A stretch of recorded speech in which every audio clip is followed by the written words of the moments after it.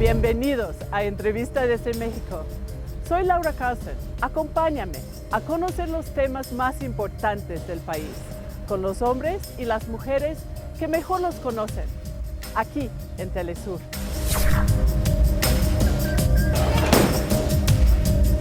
El uso legítimo de la fuerza pública es necesario, pero insuficiente. ¡Luchando! Estamos aquí en el Kiosco Morisco de Santa María la Ribera. Es un lugar clásico de la Ciudad de México, lleno de historias. Pero hoy vamos a hablar de la historia que se está haciendo. Una historia trágica para algunos y preocupante para muchos. Y una historia que gira alrededor de una persona, el presidente Enrique Peña Nieto. En menos de un año, ha pasado de ser internacionalmente elogiado a uno de los líderes más criticados en el mundo. Violencia, corrupción, una economía a la baja. ¿Cómo pudo cambiar la imagen de Peña Nieto tan rápido? ¿O fue siempre esto, una imagen?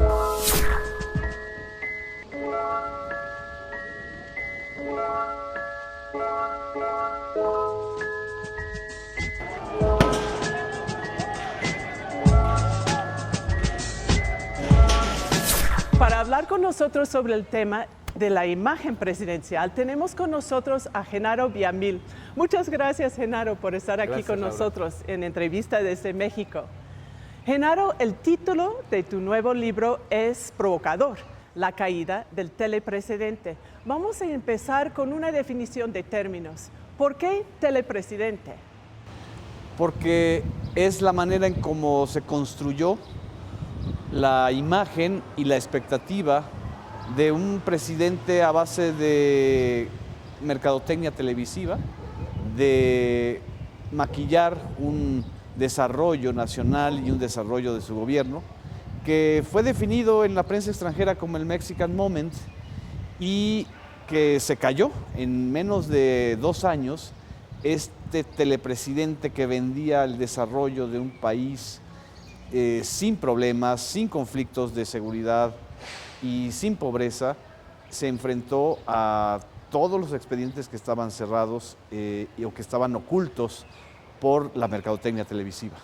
Entonces, esa es una imagen que se construyó aquí en México desde la campaña y luego se expandió a nivel internacional. Así es la fórmula que Peña Nieto tuvo para llegar al poder, una alianza con los grandes grupos mediáticos, especialmente con Televisa, que lo lanzan, digamos, a la fama y a la popularidad a través de una serie de recursos típicos de la televisión, ¿no?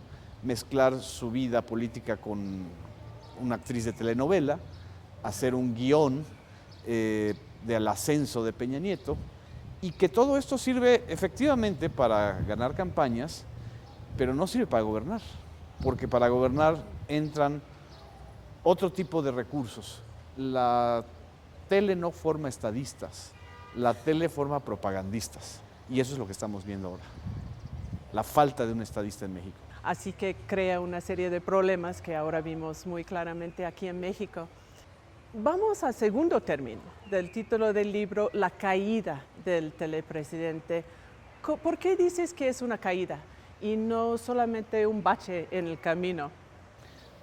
Porque hay indicios de que esta construcción mediática no resultó ni siquiera para los que la sobrevendieron. Ni la prensa extranjera ni los medios internacionales ya se compran la idea del Mexican Moment, y mucho menos la población.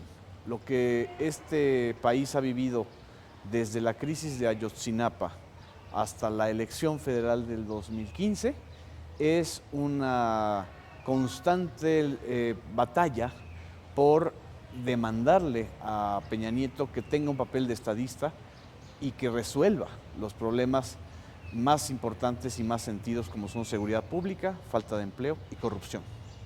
Y si tienes que escoger un punto en que cambió la imagen del gran reformador, del Mexican Moment, a todos los problemas que estamos viendo ahora, tanto con imagen, con gobernabilidad, ¿cuál sería o es cumulativo?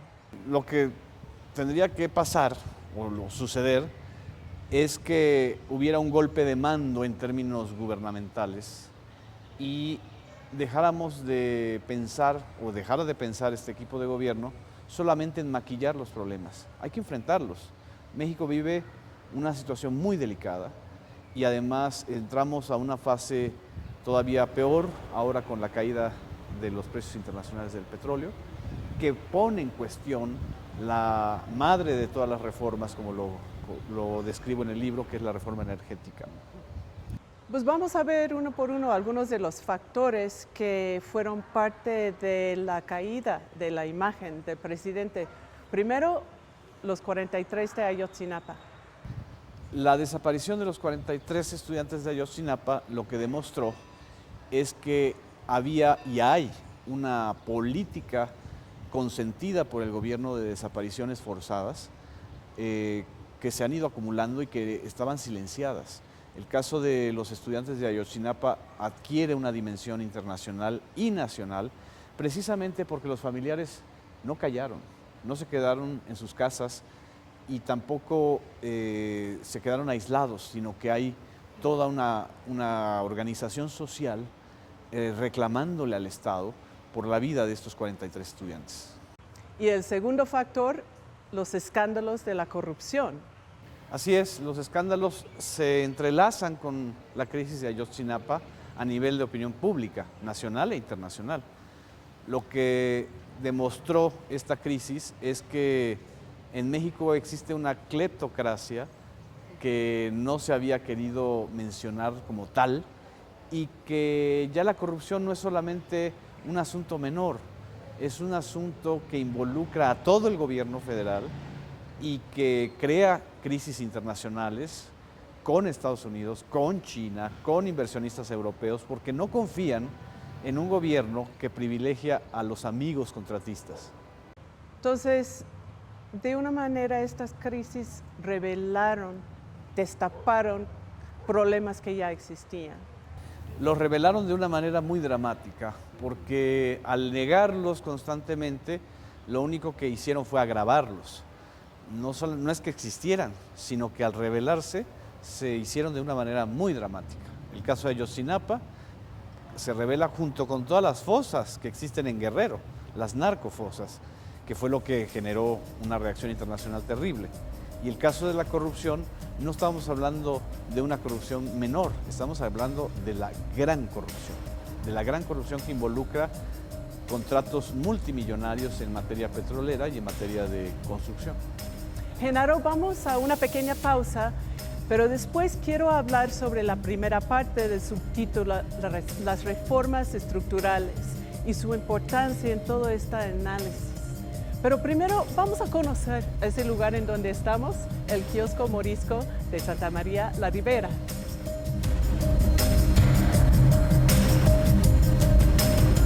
Tener mejores ingresos, pero sobre todo y más importante, que ese ingreso les alcance para cubrir de mejor manera sus necesidades familiares.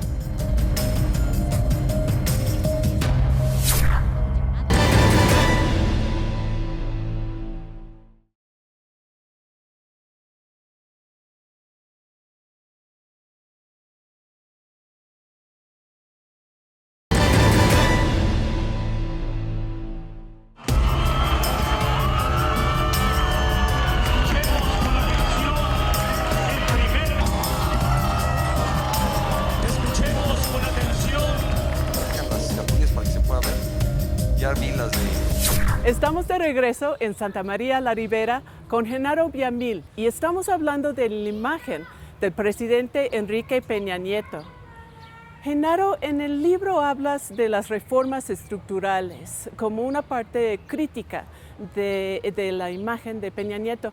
Y es un caso interesante porque las reformas estructurales fueron parte de la imagen buena que tenía el presidente, sobre todo a nivel internacional. Y de eso se construyeron el Mexican Moment, el momento de México, porque fue el presidente que logró aprobar todas estas reformas que habían quedado pendientes, ¿no? Y ahora parece que eso es un factor en su caída. Explícalo. Las reformas estructurales fueron la profundización del modelo neoliberal en México. Lo que le dio realce a nivel internacional fue que en menos de 3 meses se reformara la Constitución para abrir el sector petrolero a las transnacionales, a las grandes transnacionales, y que 11 reformas que prácticamente cambiaron el rostro de la Constitución mexicana. A ver si podemos mencionar algunos otros de los más importantes para el público. Sí, la reforma educativa, que fue la primera, la reforma de telecomunicaciones y radiodifusión, que es la apertura del sector de telecomunicaciones al capital extranjero al 100%, la reforma laboral, la reforma político-electoral, que se puso a prueba en las elecciones federales de este año, la reforma financiera y una reforma que afectó mucho a la clase media y a un sector del empresariado, que es la reforma fiscal. Y todavía hay varias reformas pendientes que son las que quiere profundizar el gobierno de Enrique Peña Nieto a partir de ahora, como la reforma del sector salud y como la reforma del sector de aguas o la apertura a la privatización del agua en México, que eso puede crear todavía más conflictos sociales. Todas estas reformas tienen un gran impacto en la población. Entonces, ¿cómo fue que pasaron de ser algo considerado positivo para México, un avance para México, que ahora, como vemos, un punto de protesta?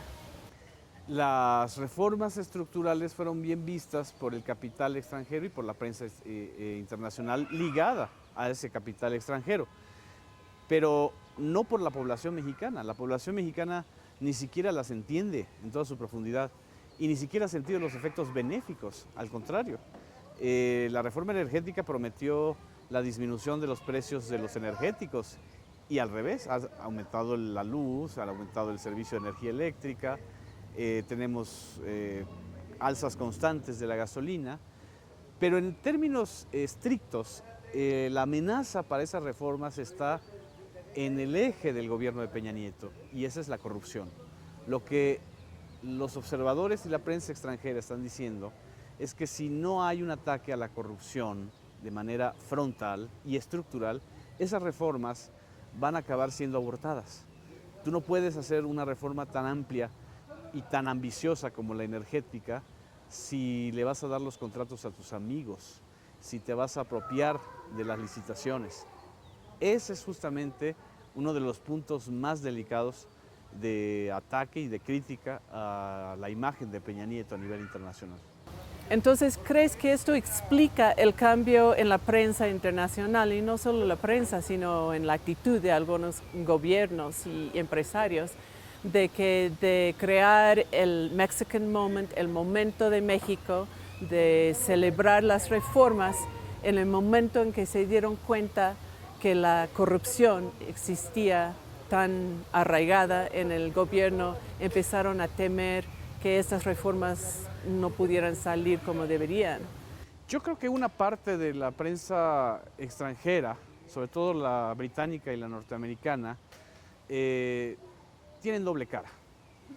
Aceptaron a sabiendas de que existía un problema de corrupción, que avanzaran estas reformas porque así le convenía a los intereses del gran capital transnacional.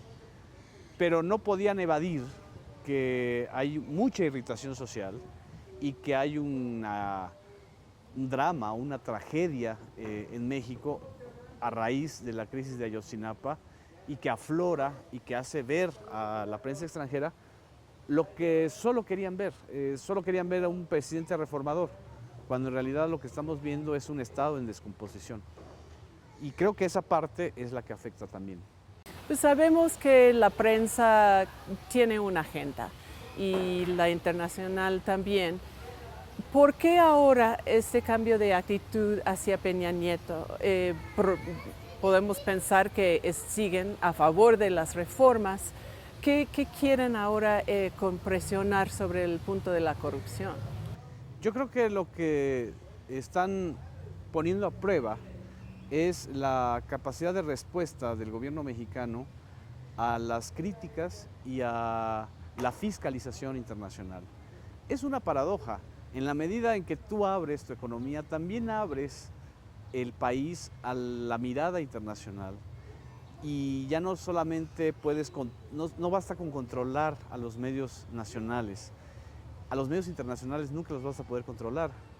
Y esta vieja idea de que se construya un telepresidente controlando a los medios masivos de comunicación, pues evidentemente es un error y evidentemente no va a ser posible, sobre todo en el caso de Peña Nieto, porque aunque les abra cada vez más los sectores a la inversión extranjera, también va a abrir más la mirada de la prensa, la fiscalización de las organizaciones civiles internacionales a las violaciones a derechos humanos.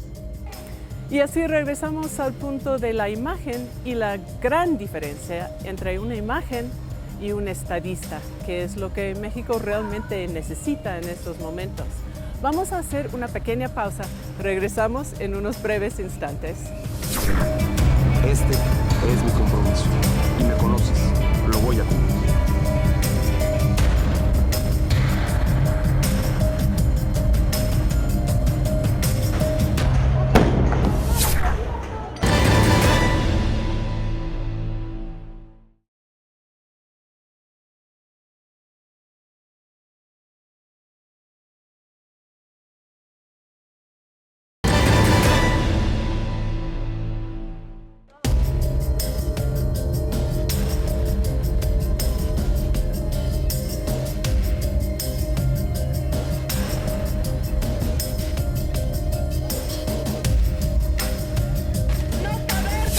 Estamos aquí de regreso con Genaro Villamil y estábamos hablando sobre las reformas estructurales y su impacto en la sociedad mexicana y en esta crisis de imagen de Enrique Peña Nieto.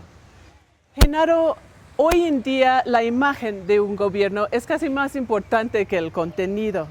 Sin embargo, ese gobierno de Peña Nieto ha apostado su legado en las reformas estructurales. Y hay una reforma de que no hemos hablado aún, que es la reforma a las telecomunicaciones, obviamente vinculado a esta cuestión de construcción de imagen. ¿Qué impacto tiene la reforma de las telecomunicaciones y en qué punto está ahora? La reforma de las telecomunicaciones fue una de los ejes desde el inicio del gobierno de Peña Nieto, porque él llega al poder con una protesta juvenil y ciudadana reclamando la democratización de la relación de los medios de comunicación en México con el poder y con la sociedad. Sin embargo, la reforma se quedó absolutamente a medias y en muchos sentidos fue una contrarreforma, porque en lugar de la democratización del régimen de medios de comunicación, lo que hubo es una mayor concentración a favor de Grupo Televisa. Y todos en México sabemos que hay una especie de alianza y de pacto siempre negado, pero siempre evidente entre Peña Nieto y el Grupo Televisa. Y por otro lado, pues es una reforma que abre el sector de la telefonía, del internet, de todo lo que es telecomunicaciones a la inversión extranjera que antes estaba restringida en México. Y argumentas en el libro y en otros espacios que esta alianza entre los grandes medios y el gobierno de Peña Nieto y Peña Nieto en lo personal es lo que permitió la creación, la construcción de esta imagen que ahora de alguna manera se ha quebrado. ¿Sería posible mantener esta alianza y esta construcción, este poder de construir imagen bajo las condiciones actuales en México? Ellos creen que sí, es decir, el grupo en el poder cree que es importante mantener la alianza con estos grandes medios porque eso es lo que lo sostiene en términos de imagen y en términos de percepción pública. Pero lo que está sucediendo es que justamente en esta época y en esta sociedad mexicana, el poder televisivo, el poder de convencimiento televisivo ha disminuido mucho. Y esa es parte de esta crisis. Entonces podría ser que estamos frente a un momento del emperador que anda desnudo, en donde el pueblo se da cuenta que existe una brecha entre la imagen y la realidad, ¿no? Por supuesto, es como la metáfora del elefante rosa que está en el centro de la sala y los medios de comunicación no lo ven. Es decir, hay 28 fosas alrededor de Iguala y de Ayotzinapa y no se mencionan. Hay toda una incoherencia en la versión oficial sobre los sucesos de los 43 estudiantes de Ayotzinapa y los medios de comunicación oficiales masivos no investigan. Hay toda una serie de denuncias a nivel de la prensa internacional sobre corrupción y aquí lo minimizan. Es decir, la gente ya no es tonta. Si algo ha cambiado en México es el nivel de aceptación de la sociedad de cierto estado de cosas, ¿no? Yo creo que evidentemente hay toda una gama de grupos sociales que ya no están dispuestos a quedarse callados. Y esa es la irritación social que existe. Y además, estos medios de comunicación son los que tienen una crisis de credibilidad. Precisamente por esto, por el ocultamiento y por la idea de que si los problemas no se mencionan, entonces no existen. Y también vivimos en una sociedad en que cada vez más hay otras opciones para obtener información y para la comunicación, sobre todo el Internet. ¿Tú crees que eso ha tenido un impacto en disminuir el poder de esta máquina de construcción de imagen que sirvió tanto al gobierno de Peña Nieto? En una parte sí, fundamental, porque lo vimos desde el 2012, un sector de la generación más joven de los mexicanos no cree en el telepresidente, no cree en esta idea de crear un político mezclando telenovela y política a la mexicana. Pero lo que más está afectando y lo que más está generando esta crisis de credibilidad es la realidad misma. Los mexicanos saben perfectamente que no les está yendo mejor, que no hay una situación económica más boyante, que hay una cruzada nacional contra el hambre y el hambre en México sigue siendo cada vez mayor, que hay una situación crítica en relación con la educación, por ejemplo, y la reforma educativa no ha mejorado nada. Bueno, pues solo tenemos un minuto en el programa y quería terminar con el título, La caída del telepresidente. Peña Nieto todavía tiene casi la mitad de su gobierno. ¿Qué podemos esperar en los últimos 3 años? El escenario positivo sería que enmendara el camino y que se volviera un verdadero presidente, no un telepresidente. El camino tendencial es profundizar esta crisis a golpe de resistencia social, ¿no? O en contra de la sociedad. Y quizá el escenario catastrófico es que terminara su periodo de gobierno antes de que terminara oficialmente su sexenio, que eso también nos llevaría a una crisis todavía mayor y espero que eso no suceda. Son escenarios muy interesantes, hay que ver qué pasa. Genaro Villamil, muchas gracias por estar aquí con nosotros en Entrevista desde México. Y gracias a ustedes, soy Laura Carlson. Regresamos la semana que entra, no se lo pierdan.